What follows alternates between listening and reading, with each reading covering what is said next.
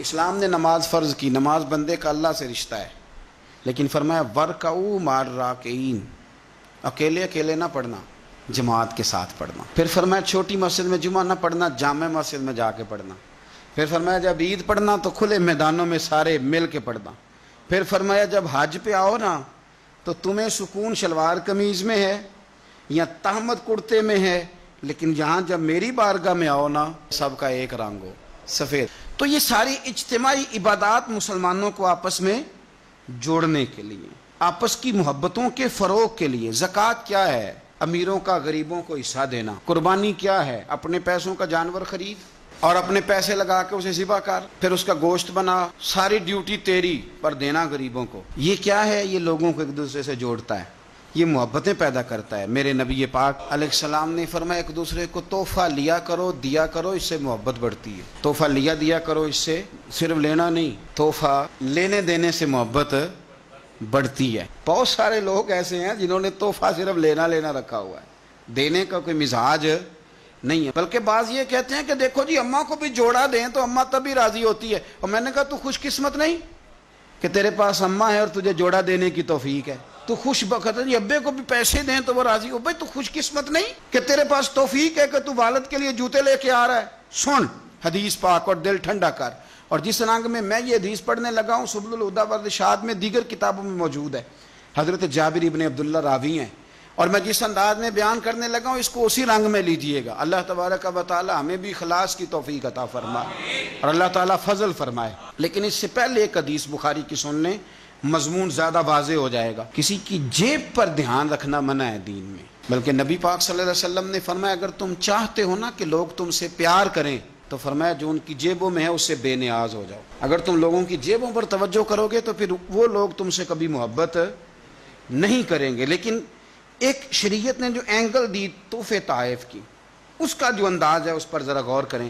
حضرت جابر ابن عبداللہ رضی اللہ تعالیٰ عنہ فرمانے لگے کہ میری اماں نے نا حریرہ بنایا، عرب شریف میں کھانا بنتا تھا حریرہ۔ میرے والد گرامی نے میری ماں سے سفارش کی، ان کے والد حضرت عبداللہ ابن عمر یہ میدان احد کے پہلے شہید ہیں، اور نبی کریم صلی اللہ علیہ وسلم نے فرمایا تھا جو شہید ہوا رب نے اس پر پردے ڈال کے بات کی، لیکن جابر جب تیرے والد گئے ہیں تو رب نے بے پردہ گفتگو فرمائی ہے۔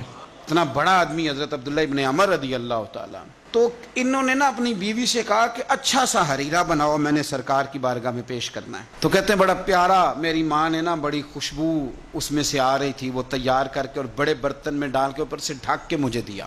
جب میں نبی کریم صلی اللہ علیہ وسلم کی بارگاہ عالی مرتبت میں پہنچا تو اس کی خوشبو تو دور سے آ رہی تھی، اور ویسے بھی اللہ تعالیٰ نے غیب کی کنجیاں حضور کو عطا فرمائی ہیں، لیکن نبی کریم صلی اللہ علیہ وسلم پھر بھی فرمانے لگے تیرے باپ نے گوشت پکا کے بھیجا میرے لیے، اندر حریرہ ہے اور خوشبو آ رہی ہے۔ سرکار کسی سے کسی چیز کا مطالبہ کریں تو یہ اس کے نصیب ہیں، یہ تو وہ قبول ہو گیا۔ چونکہ نبی کریم کی تو بیٹی سیدہ فاطمہ کے گھر اگر شام کو کھانا نہ پکے تو رب جنت سے بھیج دیتا ہے، تو سرکار کو تو محتاجی نہیں کسی کی۔ نبی پاک صلی اللہ تعالی علیہ وسلم نے فرمایا تیرے ابا نے گوشت پکا کے بھیجا ہے؟ کہتے میں نے پلیٹ اٹھا کے عرض کی حضور نے یہ حریرہ ہے، تو سرکار نے وہ نکال لیا۔ کہتے ہیں حضرت جابر ابن عبداللہ کہ میں چونکہ پختہ عمر کا نہیں تھا، میں واپس گیا، میں نے جا کے عرض کی کہ ابا جی نبی پاک صلی اللہ علیہ وسلم کو تو پتہ تھا حریرہ ہے اور اس کی خوشبو بھی آ رہی، پھر حضور نے یہ کیوں فرمایا کہ گوشت ہے اندر؟ قربان جائیں، جب عشق سکھاتا ہے آداب خود آگاہی، اقبال کہتے ہیں جب عشق سکھاتا ہے آداب خود آگاہی تو کہتے ہیں کھلتے ہیں غلاموں پر اسرار شہنشاہی، عطار ہو، رومی ہو، رازی ہو، غزالی ہو، کچھ ہاتھ نہیں آتا بے آہ سحر گاہی۔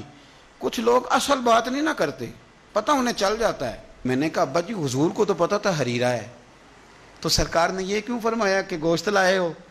تو کہتے ہیں میرے ابا کی آنکھوں میں آنسو آ گئے۔